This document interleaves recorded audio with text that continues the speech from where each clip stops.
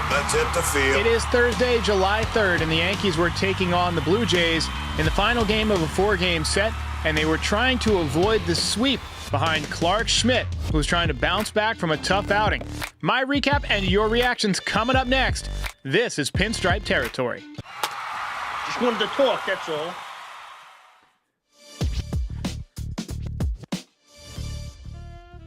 Welcome back, everybody. That was a very, very bad series for the Yankees. If you've been on vacation, maybe you missed this series, congratulations, first of all.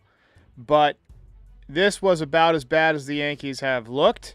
You thought yesterday when they came back from an 8-0 deficit to tie the game that, maybe that woke them up, that maybe that was rock bottom and that was the team coming back to life.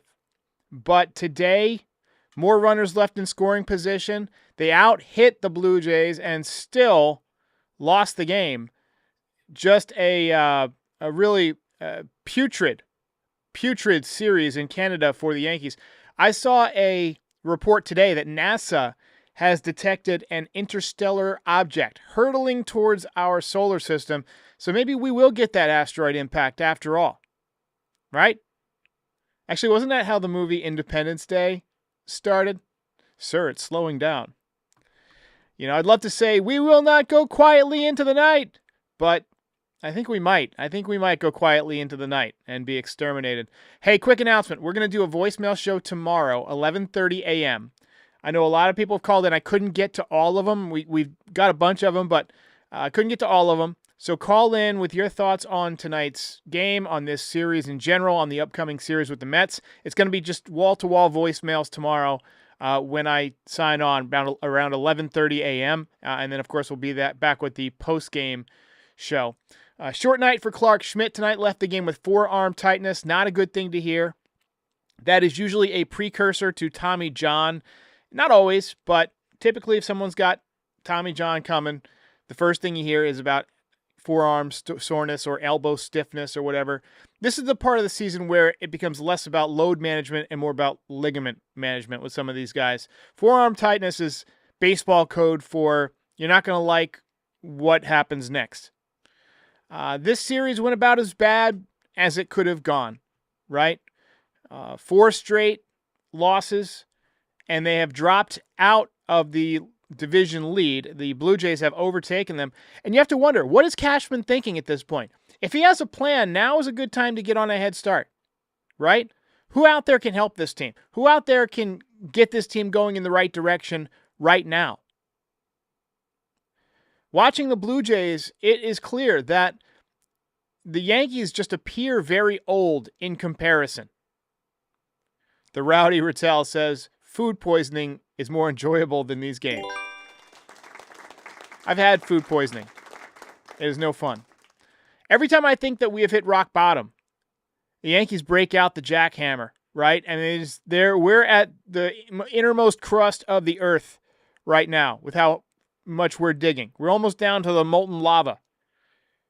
Remember when we were worried about having too many good hitters and being able to find at-bats for all these hot guys, Grisham and Rice and Bellinger and Stanton? That was adorable. So yeah, maybe that interstellar asteroid is on its way. And honestly, after watching the Yankees this week in Canada, I'm not rooting against it. Let's get to the recap. All right, let's go. Let's get it going. So the Blue Jays jumped out to an early lead. Not sure what I expected. Yankees were stranding runners from the get-go. Nice pieces of hitting early in the game for Bellinger and Jason Dominguez. They both got stranded. Yankees did tie it up courtesy of a home run from Trent Grisham in the 3rd inning, his 16th home run of the year. And he's probably going to beat his career best of 17 by plenty. Before the season, I did a podcast segment called Mission Improvement. We've gone back to it a few times. And it was about how, there were certain Yankees that needed to improve for the Yankees to get back to the playoffs after losing a bat like Soto. So far, I think Trent Grisham has been the guy who's improved the most, and he wasn't even really on our list. I had him penciled down for like a 4th outfielder, but he might hit 25 home runs, right? And he's been playing a good defense. The Jays, of course, quickly retook the lead. Springer with another home run. He had 2 home runs in this game. Just killed the Yankees in this series. Dominguez had a really, really good night. Multi-hit game. He had 4 hits. This is the second 4-hit game of his career. Second time in about a week that he's done it. He did it, I think it was against KC, and then they sat him. Actually, there was an off day the next day, and then he sat. So we'll see if he even plays in this series against the against the Mets. But I love how he was hustling out of the box on the triple. It's weird to see him getting better while everybody else is getting worse. But, you know, I like that he's developing. Wells doubled to put a couple of men in scoring position. Good to see him at least hit the ball hard again. You're worried with that hand, you know, if he'd be able to get it going. We'll see. And hopefully he goes on a streak, because when he's hitting, it changes the lineup. But right now the Yankees have just too many soft outs in the lineup. Schmidt left after the 3rd inning. We'll talk more about him in a minute. Clayton Beeter came in. I was not impressed. I thought it was a tough spot to put the kid in, but I mean, who are you going to go to there when you need innings? He's a fresh arm. We got some calls of people who were upset about it. I'm not sure I would have done anything different at that point. It's like, hope for the best. You need innings, right? I mean, who are you going to go to? Volpe did have an RBI single and an RBI ground out, but he also had some very, very weak contact. It's amazing. It's amazing how many guys Volpe comes up to bat with on base. Like, how many guys he has on base in general. If Aaron Judge came up with as many guys on base as Anthony Volpe has, he'd have 120 RBIs already. In the 8th inning, we had Bellinger check a swing. The pitch hits him. It gets ruled a swing, so they threw him out at first. I mean, you can't make this stuff up. You just can't.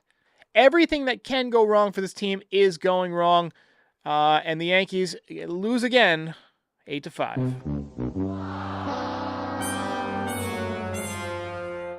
So we're going to move right on to the pitcher talk, because, as I mentioned, very tough night for Clarke Schmidt. Not only a short night and, giving up 3 runs in 3 innings, raising his ERA, but forearm tightness is one of the worst things you can hear if you're a pitcher or if you're a trainer or a baseball fan, because that usually means that there's something. It doesn't always mean this. I mean, sometimes guys have inflammation, but typically your forearm starts to feel the strain right before the Tommy John stuff happens. And he's already had Tommy John once. So you got to be worried. You got to be worried. Only 55 pitches tonight. Only 1 strikeout, couple of walks. Just did not look good, did not look comfortable. Hey, sometimes you're the dog, sometimes you're the hydrant. Let's just hope that he is healthy. We're going to get to the series preview here. We got the Mets coming up. So Juan Soto has really turned it on. He had a great month of June. He's got 20 home runs now, and this is before the game. I don't know if he hit one tonight, but 895 OPS. Lindor, 17 home runs, 46 RBIs. He's going to be at the All-Star game. Vientos, not having a great year. He is hitting .217 with 6 home runs and I don't know what his OPS is. I thought I had it. But Alonso, 18 home runs, 66 RBIs. Kodai Senga, at least we're going to miss him. He's on the IL. His ghost fork is, in my opinion, one of the nastiest pitches I've ever seen. And the Mets were scuffling, but they won tonight. And they are, let me just grab their record real quick. They are 50-38, so they've reached 50 wins. They're a game and a half out in the NL East behind the Phillies. Yankees now a game out behind the Blue Jays. Take a look at the updated standings here. Blue Jays 49-38 atop the AL East. Rays and Yankees both tied at 48-39, a game out. Red Sox 6.5 back. They're under 500. They are 43-45, but they just keep hanging in there. They just keep hanging in there. I don't know if they're going to be a playoff contender, but they are not going away. And I thought after they traded Rafael Devers, they might free fall. But, they got some young talent. Tigers 54-34. Gleyber Torres, an all-star, having a great year. You wonder if it's the Yankee system, right? I mean, maybe the Yankees just didn't get the most out of him. Guardians 12 games back already in the Central. AL West, Astros up by 6.5 games. Man, it's going to suck seeing them go to the World Series again. Mariners 6.5 back. As I mentioned, Phillies lead the NL East. Marlins ahead of the Braves at 39-46. Braves might have to sell. If the Braves do decide to sell, there's some guys on that team that we should take a look at. Chris Sale, one of them. Cubs leading the NL Central over the Brewers by 3.5. If the Brewers are in contention, they might not trade Peralta. They might, but they probably won't. And then Dodgers 8.5 up on the Padres, 55-32 on the season. So that's where we're at. Alex says it's 100% the system and coaching. Nobody is ever held accountable. And then Jay says Spencer Jones hitting 475 in AAA. He seems to have figured it out. Do we still trade him? It's a good question. I'm interested to see how that plays out over a longer sample size, bigger sample size. I do have some predictions for the weekend. The Nostra Derek weekend picks, sponsored by DraftKings. Thank you so much. Aaron Judge, I think he is going to hit a couple of home runs. I think he is, he hit that home run yesterday. He's had better swings, been getting on base more. I think it's coming. I think he's going to go off against the Mets. I think that Jason Dominguez is going to stay hot. He had 4 hits in this game, so predicting 5 hits for the series doesn't seem like a big deal, but that's probably a couple of multi-hit games.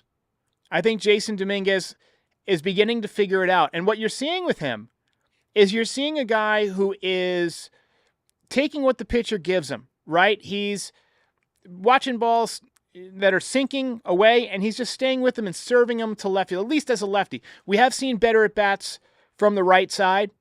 I want to see a little bit more power from the right side, and I want to see a little bit more power from the left side too, but you'll take doubles and triples. He had 2 extra base hits today. Oh, and by the way, one more thing on Judge, by the way, which I just remembered. Aaron Boone, I don't typically believe a lot of what he says, but they do seem to know when hitters are about to get hot. We've heard him predict that a number of times, and it has come true. And he says that Judge getting ready to go off. So that's another reason I made this a prediction. But yeah, Dominguez, 5 hits. Giancarlo Stanton, he had a home run last night. He has not been hitting home runs, not been hitting for power. But when he does hit home runs, they seem to come in bunches. I was actually surprised they gave him the day off.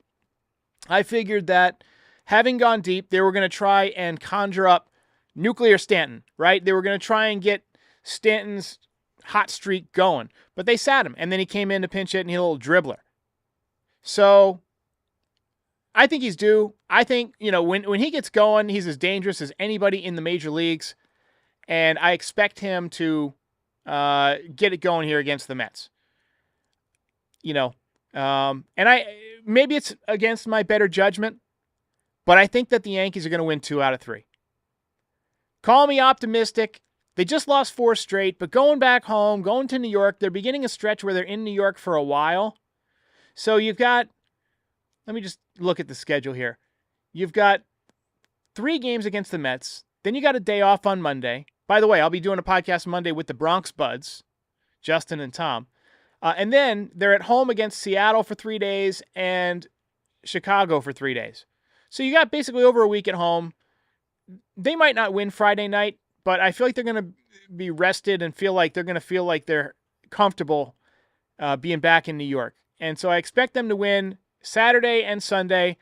And then after the day off, I expect them to come out and play well against Seattle. And hopefully you finish off the first half strong. But as of right now, not a lot to be excited about on this team.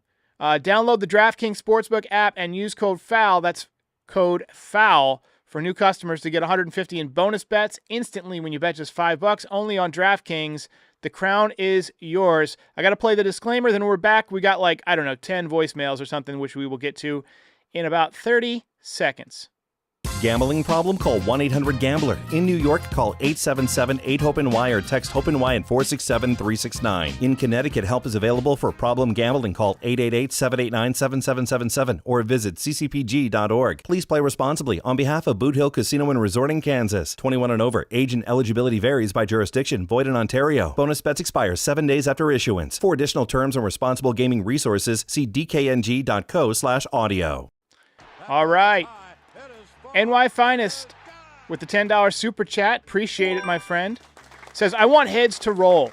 I don't want any more excuses, no more giving underperforming players chances they don't deserve, and seeing this train wreck. Boone and Cashman both need to go no matter what. They're not going to do that midseason. If the Yankees miss the playoffs, you could see that. I think Cashman's more likely to serve out his contract and then retire. And they've pretty much already got Reese lined up as the next guy. Boone, they'll never let him go first season. Somebody said he's like the Pope. Lifetime contract, right? He's going to die in office. And then Kyle says, what are you smoking? Soto Hot Revenge series. Appreciate the super chat. I am a little scared of that. Because Soto did not play well in the first round against the Yankees, the first Subway Series. All right, first call here's from Simon. Hi, Derek. Simon Rosenthal calling from Bella Vista in New Haven, Connecticut. First of all, I want to wish you, Derek, and everybody there a happy and healthy 4th of July weekend. Stay safe and be cool with the AC running. The message I want to have played is, can we just fire Boone already? Are you kidding me? We tie the game, then Schmidt gives the lead right back. I mean, these pitchers are trying to tell Boone a message. We can't take it anymore, right? He finds a way for this team to lose. They're so unprepared. Appreciate the call. Simon goes on for a minute, but yeah, like I said, they're not going to let him go during this season. Got a call here about Trent Grisham. Hey, Derek, Danny from Cali again. Hey, you gotta Google a picture of Jim Croce, the sing operator, and big bad Leroy Brown, and tell me if he does not look like Trent Grisham's twin brother. Later, bro. Oh man. You know, I've heard a lot of Jim Croce's music. My mom listens to Jim Croce. I'd never seen what he looked like. I had no idea. And you are absolutely right. He does look like he's related. The mustache is spot on. Got a call here about Peraza. First off, we cannot be giving him at bats. Absolutely not. We cannot be giving him at bats. His defense is great, sure, but he's given us absolutely no offense. Horrible. And people are gonna be like, oh, who's gonna replace him? Rock Reggio. We have a guy in Double-A. We should call him to Triple-A already, and then give him some reps there. If he crushes it, by the All-Star break or after, maybe even beginning of August, call him up. And then I wanted to talk about Beater real quickly. I'm not blaming that ending on him. Sure, he had some bad pitches he made, but that Lucas at bat, you can't blame him. 14, 15 pitch at bat, like it was a war. He made his pitches. He just couldn't get him out. It was a war. As for Rock Reggio, I'm not against putting him in AAA and seeing what he can do. The Yankees like guys to conquer a level before they promote him. He's hitting .269, but he's got a .983 OPS, 15 home runs, and 171 at-bats. So, you know, I mean, he looks like a hitter. He's got big forearms. He kind of reminds me, just looking at this picture, of Mike Ford. You guys remember Mike Ford? Remember in 2019 when the Yankees called him up and he just went crazy? Everybody hit home runs that year. Here's Milton. All right, yeah, Derek, this is Milton from Texas. Quick statistics. From June 1st to June 12th, there were 7-3. The Yankees were 7-3, including this loss tonight. Since that time, 6-13 to today, they're 6-14, including a 6-game losing streak and a 4-game losing streak. And there's something wrong with Weaver. Something's going on. I don't think you're going to be playing that dream Weaver anytime soon, the way he's been pitching. But there's no fire in this team. Let's just face it. Yeah, yesterday I thought we saw a little bit of fire, and Weaver has not been the same since coming back from that injury. You're 100% spot on. And honestly, it's worried. And I hadn't really thought as much about it because, like the rest of the team, it kind of gets lost in the wreckage and the carnage that is this team. But yeah, Weaver's been shit. Weaver has been shit since coming back. Here's Brian. Cooked. This team is cooked, man. I don't believe the collapse we're watching right now. It is brutal, and there's not much to really even say besides just everybody hold on tight here, because I don't even know if we've found rock bottom yet. Yeah, like I said, molten lava is next. Molten lava. That's how far we're digging. There is no identity. They don't know what they're doing. We have Judgy and Chisholm, who are superstars. We have some great aces, and then we don't know what to do. And Boone is a good manager, and he just doesn't know what to do.